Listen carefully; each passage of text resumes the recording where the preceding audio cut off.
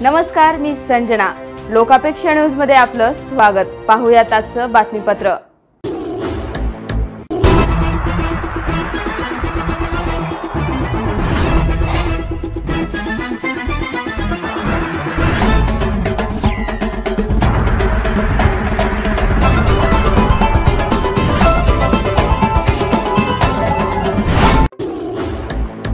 कोरोनाच्या उगमाबाबत अमेरिकेची चौकशी करण्याची गरज. चीनने केली मागणी.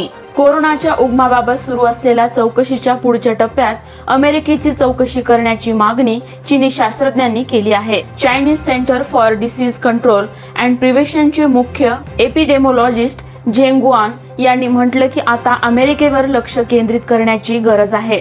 डिसेंबर 2019च्या अखेरीस चीनमधील वुहानमध्ये कोरोना बाधित आढळलेले होते, परंतु एका अहवालानुसार अमेरिकेत डिसेंबर 2019च्या सुरुवातीच्या दिवसांमध्येच कोरोनाचा संसर्ग फैलावत होता. US नॅशनल इन्स्टिट्यूट फॉर हेल्थने या आठवड्यात प्रकाशित केलेल्या अहवालानुसार कोरोनाच्या पहिल्या बाधिताची माहिती समोर येण्याच्या काही आठवड्यापूर्वीच अमेरिकेतील 5 वेगवेगळ्या राज्यांमध्ये किमान 7 जणांना कोरोनाची लागण झाली होती. चीनने याच अहवालाच्या आधारे आता अमेरिकेची चौकशी करण्याची मागणी केली आहे. अमेरिकेतील जैविक प्रयोगशाळेशी निगडीत असलेल्या सर्व बाबींची चौकशी करण्याची आवश्यकता आहे. तसंच जैवशास्त्रज्ञांसंबंधित विषयांची छाननी केली जावी. मागील वर्षी कोरोनाच्या संसर्गाचा जगभरात फैलाव झाल्यानंतर तत्कालीन अमेरिकेचे राष्ट्राध्यक्ष डोनाल्ड ट्रम्प यांनी चीनवर निशाणा साधत त्यांच्या विरोधात मोहीम सुरू केली होती. कोरोना विषाणूची उत्पत्ती चीनमध्ये झाली असल्याचा दावा सातत्याने अमेरिकेकडून करण्यात येत आहे. याआधी एका संशोधनात SARS-CoV-2 चा विषाणू सप्टेंबर महिन्यात युरोपमध्ये फैलावला असल्याचा दावा करण्यात आला होता.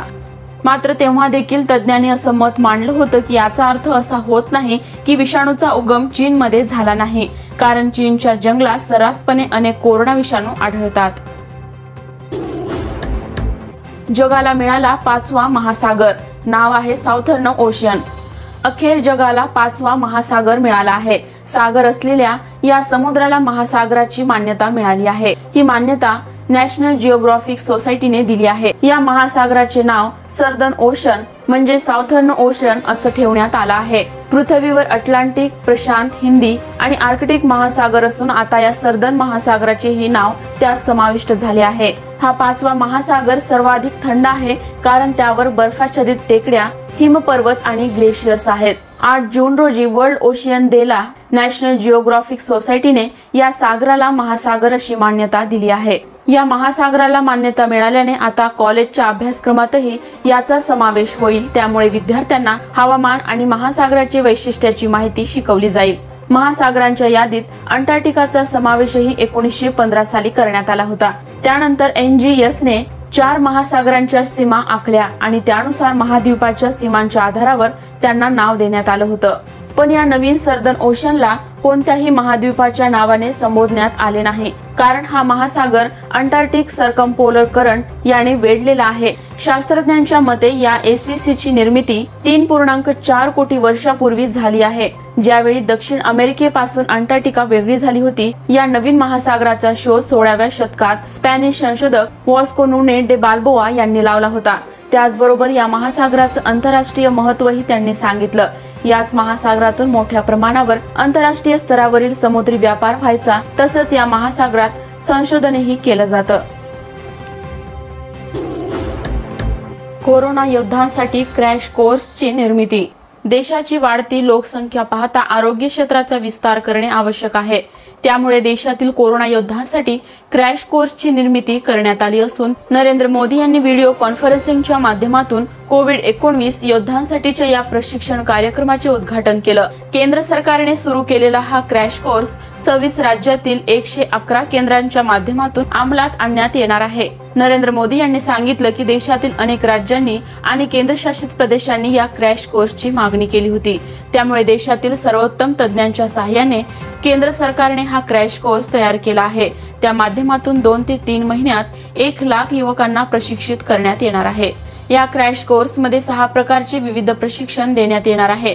यामुळे आरोग्य क्षेत्राला एक नवीन ऊर्जा मिळणार असून युवकांना रोजगारांची संधी उपलब्ध होणार असल्याचं पंतप्रधानांनी सांगितलं. त्यासाठी पंतप्रधानांनी देशातील युवकांना स्किलिंग, रिस्किलिंग आणि अपस्किलिंगचा मंत्र दिला आहे।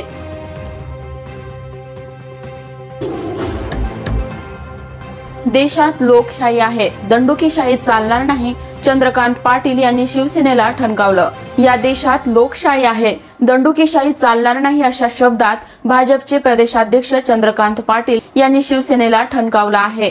मुंबई येथील शिवसेना भवनासमोर शिवसेना आणि कार्यकर्त्यांमध्ये घामसान रंगलं। त्या पार्श्वभूमीवर चंद्रकांत पाटील यांनी आपला राग व्यक्त केला। तुम्ही रोज सामनामधून वाटेल ते लिहिणार, जे लिहिता त्याचा आधारही नसतो, त्यावर निदर्शनेही करायची नाही का, रोषही व्यक्त करायचा नाही का? मुंबई येथे झालेला राडा हा मुंबई महापालिकेची तयारी वगैरे नव्हती, तो भावनिक प्रश्न होता असंही त्यांनी स्पष्ट केलं। तुम्ही हिंदुत्व सोडलं म्हणून अंतर निर्माण झालं, तुम्ही हिंदुत्व सोडणार आणि आमच्या हिंदुत्वावर टीका करणार तर सहन कसं होईल? ही लोकशाही आहे, त्यामुळे तुमची दंडुकेशाही चालणार नाही। आंदोलकांच्या हातात दगड गोटे नव्हते, जे काही असेल ते सीसीटीव्हीत येईलच असं सांगतानाच 15 दिवसांपूर्वी शिवसेनेनं भाजप कार्यालयासमोर आंदोलनं केली।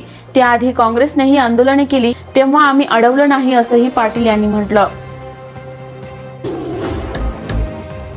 निवडणुकीपूर्वी हिंदू मुस्लिम दंगे भडकवण्याचा प्रयत्न भाजपकडून केला जाईल, ॲडव्होकेट प्रकाश आंबेडकर। सध्याच्या सरकारचे सर्व आघाड्यावरील अपयश आता सर्वांसमोर आले आहे। कोरोना काळात नागरिकांना सोयी सुविधा देण्यात केंद्र सरकार अपयशी ठरले आहे। उत्तर प्रदेश निवडणुकांपूर्वी हिंदू मुस्लिम दंगे भडकवण्याचा प्रयत्न भाजपकडून केला जाईल अशी भीती वंचित बहुजन आघाडीचे नेते ॲडव्होकेट प्रकाश आंबेडकर यांनी व्यक्त केली आहे। ते मुंबईत एका पत्रकार परिषदेत बोलत होते। आता मुस्लिम आणि इतर धार्मिक समूहांना भडकवण्यासाठी आणि त्यांना उचकवण्यासाठी भावनिक आणि धार्मिक डावपेच वापरले जातील। काही संघटनांकडून भावनिक आणि धार्मिक मुद्द्यांना हात घातला जाईल। पवित्र कुराण, पैगंबर मोहम्मद आणि इतर धार्मिक गुरु अथवा व्यक्तिमत्वाच्या संदर्भाने निंदनीय आणि आक्षेपार्ह भाषण वापरून समाजाला चिथावले जाईल आणि देशात दंगलीचे वातावरण तयार केले जाईल अशी भीती प्रकाश आंबेडकर यांनी व्यक्त केली आहे। देशात सध्याच्या परिस्थिती संदर्भाने विचार केल्यास देशात धार्मिक, सामाजिक आणि वांशिक भावना कुलषित करण्याचे काम केले जाऊ शकते। म्हणून वंचित बहुजन आघाडीने सद्भावना कायम राहावी यासाठी कायद्याचा प्रस्ताव मांडला आहे। येत्या काळात होऊ घातलेल्या संसद आणि राज्य विधानसभेच्या अधिवेशनात हे विधेयक मांडले जाईल, याची दक्षता घेण्याची जबाबदारी असेल असे आवाहन आंबेडकर यांनी यावेळी केलं। स्वातंत्र्योत्तर काळात भारतीय समाज लहान मोठ्या अशा बऱ्याच जातीय दंगलीचा साक्षीदार राहिला आहे, ज्यामध्ये अनेक माणसांचे बळी गेले।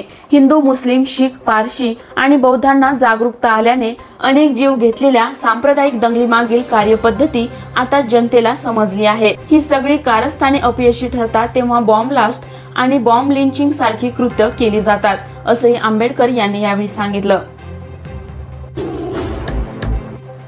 राज्यातील 10 महापालिकेच्या निवडणुका फेब्रुवारी महिन्यात लागण्याची शक्यता। सध्या विविध मुद्द्यांवरून शिवसेना आणि भाजप आमने सामने येताना दिसतायत। याला कारण ठरतंय बहुचर्चित मुंबई महापालिकेच्या निवडणुका। मुंबई महापालिकेच्या निवडणूक लवकर लागणार असल्याच्या शक्यता वर्तवण्यात आल्या आहेत। त्यानंतर राजकारणाला आरोप प्रत्यारोपाचं वळण लागलं होतं, तर कोरोनाच्या पार्श्वभूमीवर राज्यातील काही निवडणुका पुढे ढकलण्यात आल्या होत्या। त्यानंतर आता राज्यातील 10 महापालिकेच्या निवडणुका फेब्रुवारीत लागणार असल्याची माहिती समोर आली आहे। मुंबई, पुणे आणि पिंपरी चिंचवडसह राज्यातील 10 नगरपालिका, 20 नगर परिषदा आणि नगरपालिकेच्या निवडणुका फेब्रुवारीत नियोजित वेळेतच घेण्याची तयारी सुरू झाली आहे। औरंगाबाद, नवी मुंबई, वसई विरार आणि कोल्हापूर या महानगरपालिकाच्या निवडणुका गेल्या वर्षापासून प्रलंबित आहेत। प्रलंबित निवडणुका ऑक्टोबरमध्ये तर आगामी निवडणुका फेब्रुवारीत नियोजित असल्याची माहिती समोर आली आहे। कोरोनाच्या संभाव्य तिसऱ्या लाटेची परिस्थिती बघून ऑक्टोबरमध्ये आणि फेब्रुवारीमध्ये या निवडणुका घेण्याची तयारी आयोगाने सुरू केला आहे। निवडणुका नियोजित करण्यात आली तर महापालिकांनी 15 ऑगस्ट पर्यंत प्रभार रचना अंतिम करणं आवश्यक असल्याचं सांगण्यात आलं।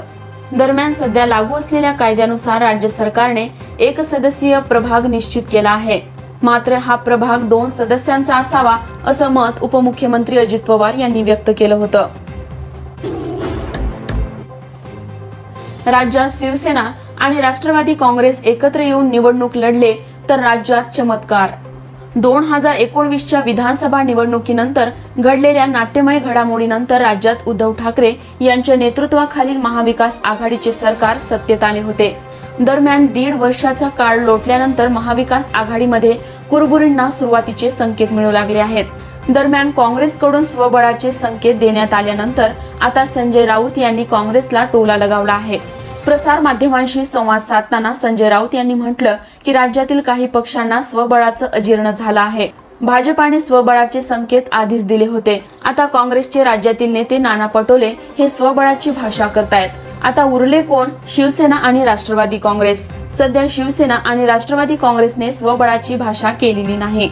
मात्र राज्यामध्ये शिवसेना आणि राष्ट्रवादी काँग्रेस एकत्र येऊन निवडणूक लढले तर राज्यात चमत्कार होईल असा दावा शिवसेना नेते संजय राऊत यांनी केला आहे. शिवसेना भवनासमोर झालेल्या राड्याबाबत प्रतिक्रिया देताना संजय राऊत यांनी म्हटलं की भाजपच्या कार्यकर्त्यांनी शिवसेना भवनावर चाल करण्याचा प्रयत्न केला. त्यानंतर शिवसैनिकांनी शिवप्रसाद दिला. शिवसेना भवन हे केवळ राजकीय वास्तू नाही तर ती महाराष्ट्राच्या मराठी माणसाच्या अस्मितेचे प्रतीक आहे. त्याकडे कुणी वाकड्या नजरेने पाहिले, चाल करून आले तर त्यांना शिवप्रसाद मिळणारच. आता मिळालेल्या शिवप्रसादावरच थांबा. शिवभोजन थाळी देण्याची वेळ आणू नका. आमच्यासाठी हा विषय संपला आहे असा इशाराच संजय राऊत यांनी भाजपच्या कार्यकर्त्यांना आणि भाजपला दिला आहे.